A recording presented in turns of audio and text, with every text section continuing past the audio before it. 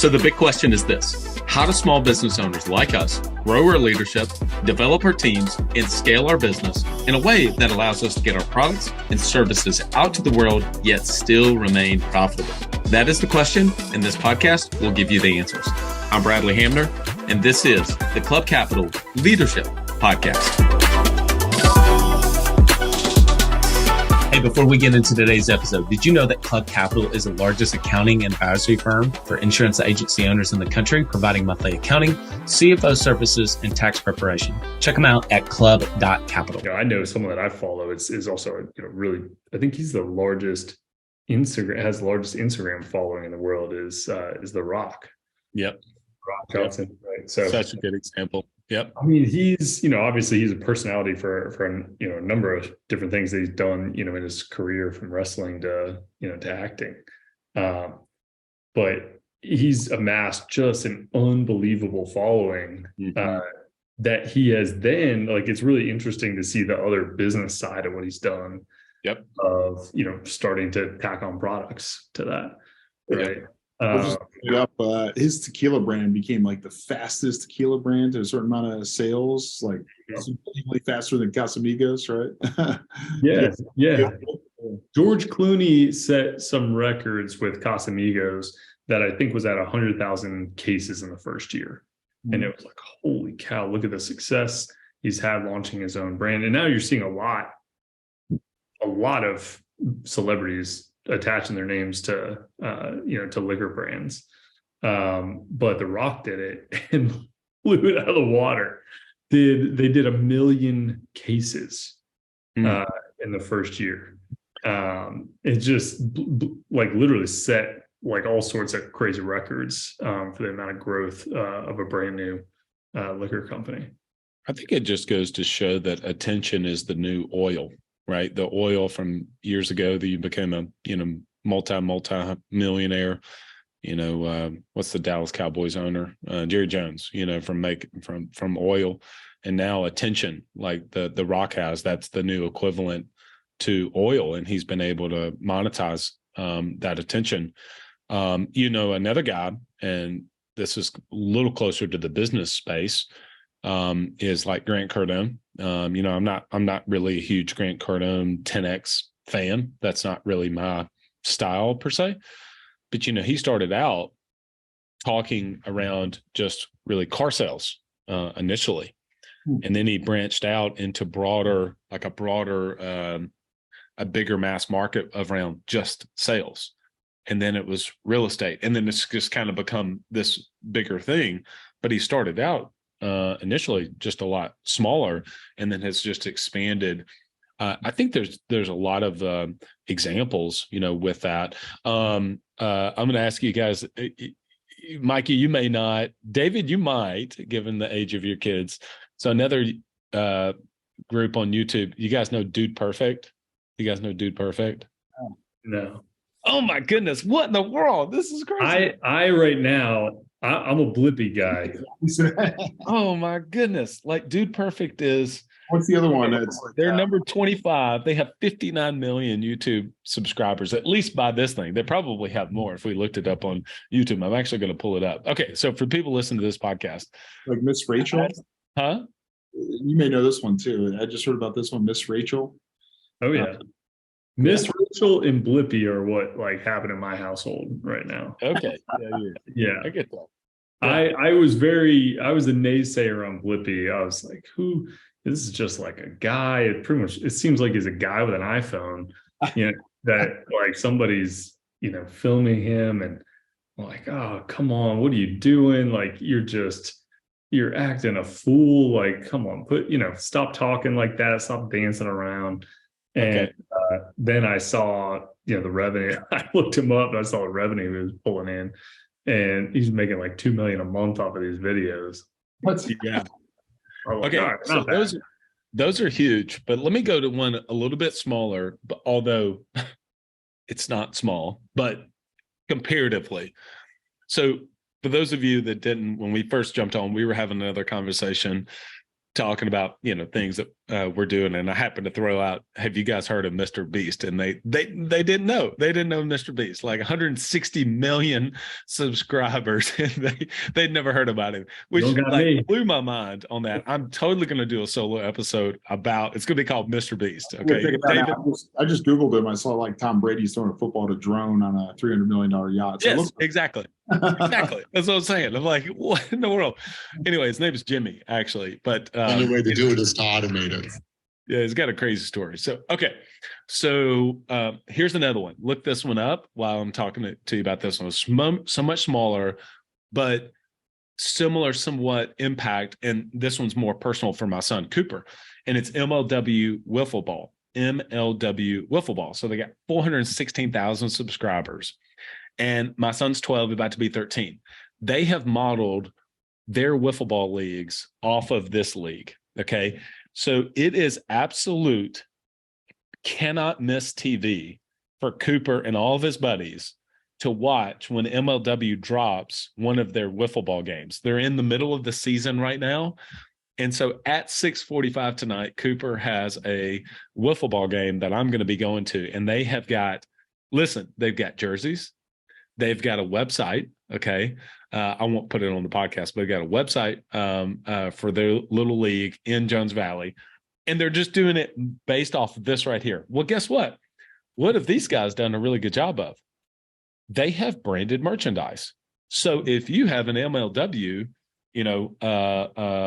strike zone, or you have MLW swag or gear, like that's the end stuff.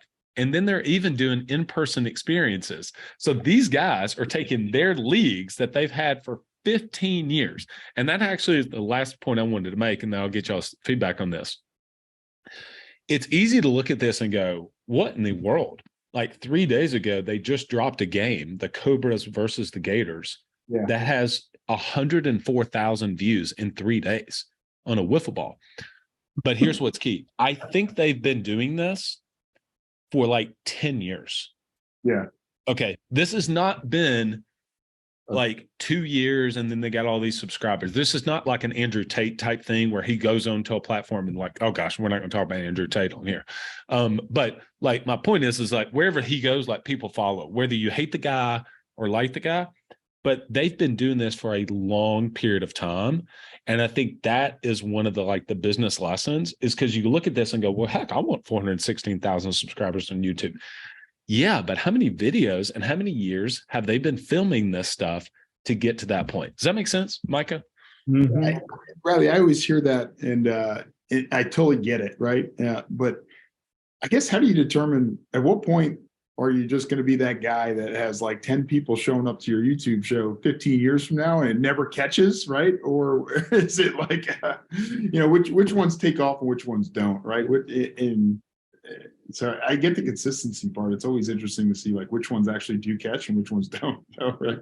I think it's got to be, I was talking about our team this morning. It's Monday when we're recording this, but how do we make the content better for our listening audience? I mean, whether it's this episode, our Monday interviews, our Fridays, to me, that's what it ultimately comes down to, is that there's the aspect of consistency, although I wouldn't dismiss that. Well, number one, like just doing something over a long period of time. A lot of people, okay, here's the idea around that, David, is I think that if you take a salesperson that comes and works for you, and they do 1,000 quotes, like 1,000 sales calls, they can't help but not be better on the 1,000th one than they were at the first one. Does that make sense? Is that fair? Mm-hmm.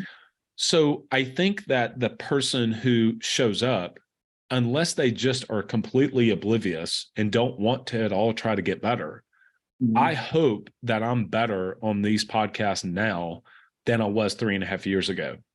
I hope so. And I hope I should be better 3 years from now than I am today. So that's my thoughts around that. Gotcha. There's kind of some like consistent improvement that you get from showing up, right? Just doing it. I mean, just doing it over, 1,000 opens, 1,000 sales calls, mm-hmm. Well, you're just going to be, it's hard. it becomes unreasonable for somebody not to get better. I mean, Yeah, I think it's also about embracing like new processes, new ways of doing it. Like you can't be, the exact same, cold caller, just doing the exact same cold calls and cold call script for 10 years, right? For sure. Yep. You're probably going to have some results, but it's probably not going to like hockey stick at some point, right? Yep. Like, are you adapting with the times, right? Are you coming up with new processes? Are you now embracing, email or different CRM platforms that help you stay on task, send sequences out so that you can do more with less, right? You can get actually more done in the same amount of time. I think with this, I'm just reading up on this Little League or the wiffle ball series now. I mean, they're embracing all sorts of the new technology too, and they're actually larger on TikTok than they are on YouTube, right? So, interesting that, they're starting to use some of the, the what's in, right? The new, they're not just like, hey, we started this on YouTube and that's it, right? They're starting to look at what's going on. Where do I adapt? How can I like grow our market over time? Ambition is the first step towards success. It's time to level up your agency. And Coach P Consulting will help you do just that by using the same strategies he used to sell over 700 life insurance policies in 2021 alone. Now, this is not your regular one and done type coaching. You'll get personalized coaching 2 days a week, every week of the month, and you'll get a live look behind the scenes of his team training and an office that's performing at the highest level. There's a reason Coach P Consulting is the fastest growing coaching company for insurance agency owners in the country. Coach P will train your team alongside his own and show you the exact steps they're taking to achieve Chairman Circle, exotic travel, and multi-line presence club, and be one of the few agents to be selected to have a third office. So whether your goal is to be at the top of your local market or amongst the best in the country, this training will give you the strategies and the tactics to get there. For just $250 a month, you'll get high-level coaching each week from someone who is already getting it done at that level, and his strategies work, and it's time to put them to work for you. Sign up at CoachPConsulting.com and get your first full month for free when you mention the Club Capital Leadership Podcast. Are you an agency owner looking to grow your revenue, increase your bottom line, and better manage your taxes? Club Capital is here to help. Club Capital is the largest accounting and advisory firm for insurance agents in the country, providing monthly accounting, tax strategy, and CFO services. Way more than bookkeeping and your everyday run-of-the-mill tax prep, Club Capital is focused on providing financial and tax advisory services that help you plan and forecast your agency's performance. Their financial dashboards and agency forecasting tools help you better understand your agency's historical performance, create and measure future targets, and see how your agency compares to your peers around the country. Imagine what it would be like to understand the impact to your bottom line when deciding to hire a new employee, or forecast the impact rate changes or commission rates will have on your business. With over $200 million in tracked annual revenue and $140 million in tracked annual expenses, Club Capital has the data and the team to help you make better informed decisions for your agency. They will help you turn that back office stress into the backbone of your agency's success by giving you the tools to take your agency and your leadership to the next level. Visit club.capital today to book a solution overview with one of our business consultants. Club Capital, way more than a CPA firm. We can go down this rabbit hole. Bradley, I think you brought it up, like all the American presidents using a whole new media. Oh, yeah. I was listening to something else this weekend about all the new like CEOs are too. Like, you got this whole NVIDIA thing where they hit $1 trillion market cap. Apparently the CEO, he only wears a leather jacket. He's only been seen like once without a leather jacket on, whole side conversation, right?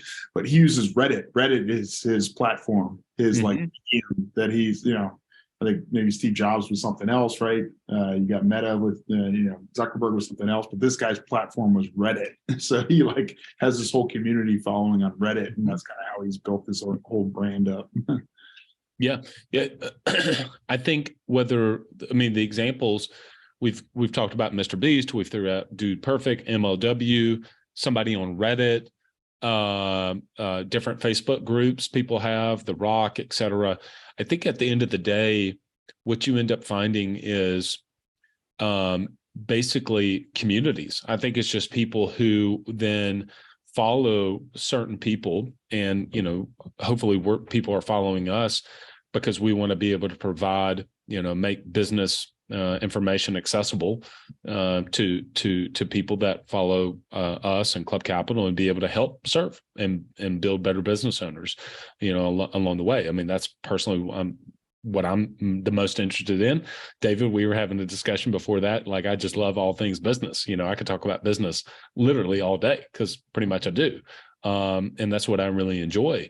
And I think, Micah, you're the exact same way. And so, like, you end up curating. What was the thing my neighbor said the other day? He was like, "Oh, what did you do today?" or something like that. It was just a kind of casual conversation. She's like, "Oh, we did this pottery thing." I was like, "Oh, that's great. I'd love to maybe take my daughter to do that, because she loves arts and crafts stuff." And he was like, "Yeah, next week is National Pottery Week." And I said, "Oh, really? Is that like a big thing?" And he was like, "Oh, it's huge." And I'm thinking, what? I have no idea. What are you talking about? And it's just like with people who are listening to this around the wiffle ball, they have like no idea. Well, I didn't either until Cooper a couple of years ago really got into this wiffle ball thing. And it's like, oh, now it's kind of a no-brainer. Or, Mr. Beast. Do you guys know who Mr. Beast was? It's like, no, I don't have no idea. It's like, oh, half the world does, but that's okay. You guys don't. It's just like, we live under a rock apparently, but yeah, exactly. No pun intended on the rock, Yeah. So well, Michael, what do you think are like the one or two business lessons from this? Well, I think community is strong, right? So, and it's something that we're trying to do, I think a better and better job at Club Capital. We're, I think some people have done a really good job kind of going along the path of community to monetization, right? Of trying to figure out a way of like, I've got great content now. How do I actually make money with the content that I have, yep. Right? Where,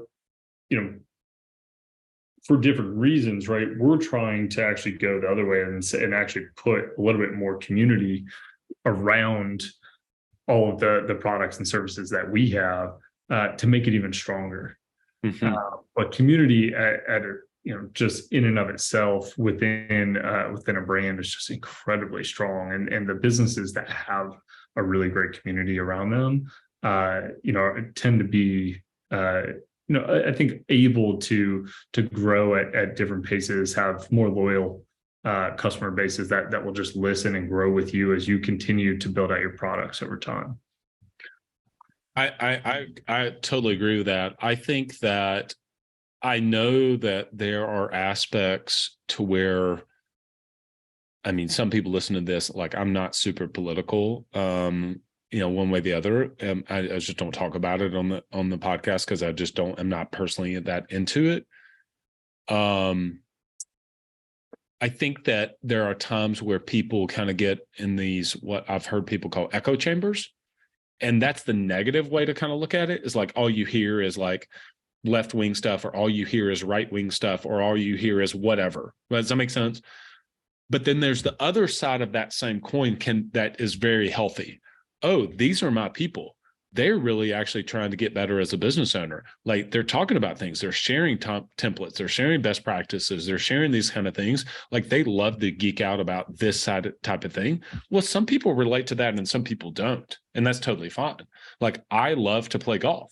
Well, I'm not just a casual golfer that's going to go buy my golf clubs at, a Dick's Sporting Goods. I will go and geek out on a certain driver shaft. Well, somebody else that casually plays golf would have no understanding. Why would I spend $1,000 on this driver shaft? That makes no sense in the world, right? It's like, well, it's important to me. I know, like, you guys are big soccer fans. I just don't know soccer, like, whatever. And so, like, the other day I saw this kid playing wiffle ball, and he did like Ronaldo's celebration thing or something like that. And I didn't know what that was. And so this kid said, oh, he just did, Ronaldo or something like that. And I was like, what is that? And so they were like, oh, you don't know what that is? And so they showed me. I was like, okay, I didn't know. Well, to a soccer person who really knows that, you guys would know, right? And be like, you just don't get it. You're right. I don't get it. That's exactly right. And that's okay. Does that make sense, David? Yeah. Did we talk about this last time, that like the you mentioned the political like echo chamber. I feel like this is happening with all these groups. Like, you mentioned golf. So I started trying to get better at golf, right? And then all of a sudden all the social media companies know I'm a golfer, right? And Exactly. right. So I'm like, man, this is like really escalating this hobby because all I see 24/7 now is stuff on this hobby, right? So. Exactly. They do. That's exactly right. That's exactly right. They're listening right now. All of our whole algorithm is going to be all messed up on all of our social media because it's like, what do we target them? They're talking about so many different things.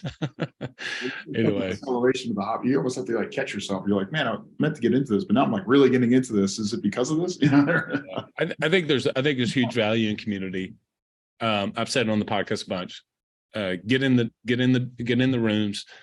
the rooms, whether they're virtual or in person, and have a seat at the table of the people that are doing the things that you want to do.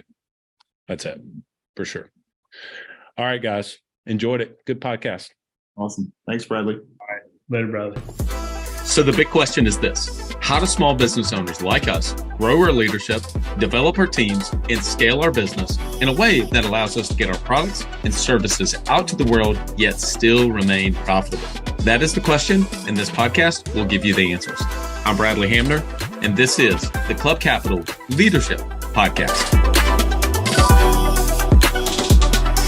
Hey, before we get into today's episode, did you know that Club Capital is the largest accounting and advisory firm for insurance agency owners in the country, providing monthly accounting, CFO services, and tax preparation? Check them out at club.capital.